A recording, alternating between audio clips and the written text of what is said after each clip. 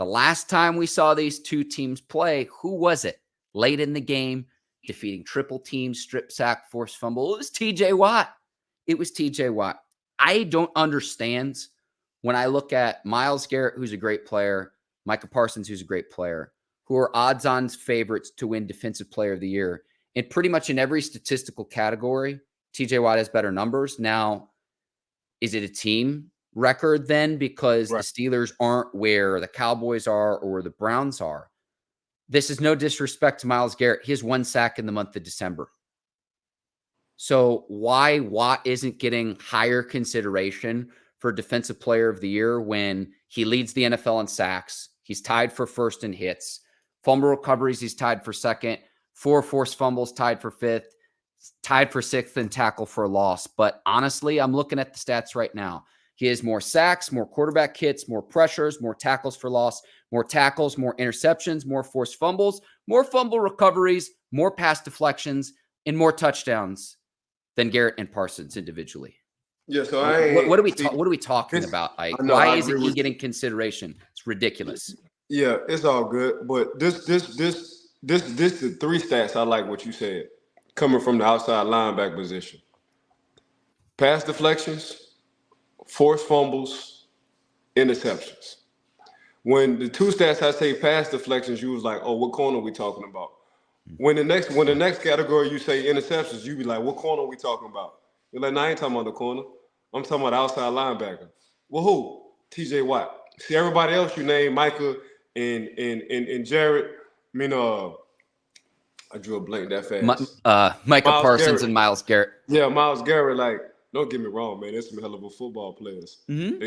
They some studs on the field. But when you think about them, you're not thinking about interceptions. You're not thinking about pass deflections. You're not thinking about touchdowns. But you can say that about a TJ Watt. When you think about Micah Parsons, you think about somebody who's super talented. Gonna get to the quarterback whenever he wants to. But at the same time, comparing him to the great Lawrence Taylor. But at the same time, we're not talking about interceptions with Micah Parsons.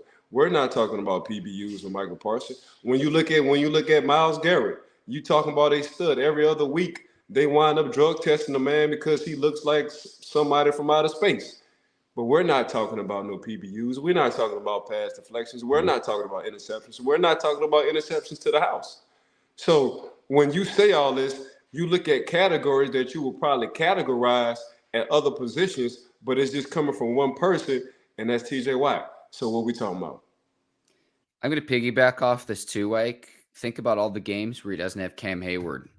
People who watch football know what he brings to the table of what he does at the line of scrimmage. He'd play for half the season without his other best pass rusher. No disrespect to Alex Highsmith or any of the other Steelers rushers, whether it's defensive linemen or whichever edge rushers paired opposite Watt.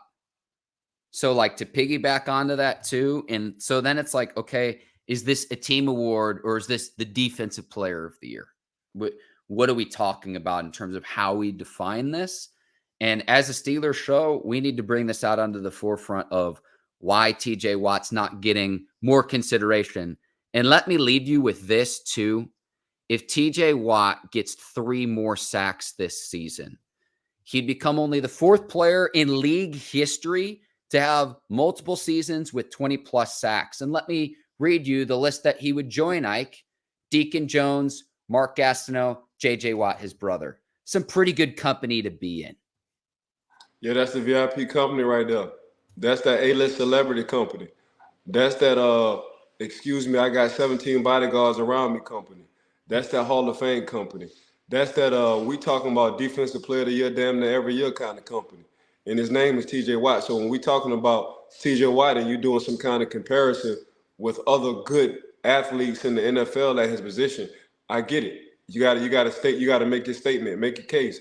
But at the same time, we just gonna deal with facts. So the fact that I'm categorizing TJ Watt not only as being a sack master, but having pass deflection, having forced fumbles, causing fumbles, and picking up fumbles and taking them to the house, and having interceptions and taking it to the house. Man, you gotta. I ain't saying you gotta give it to TJ Watt. He deserves to be Defensive Player of the Year because we all know when TJ Watt don't play for the Pittsburgh Steelers don't win ball games. So that's letting you know how valuable he is, not only to the defensive side, but to the team as well.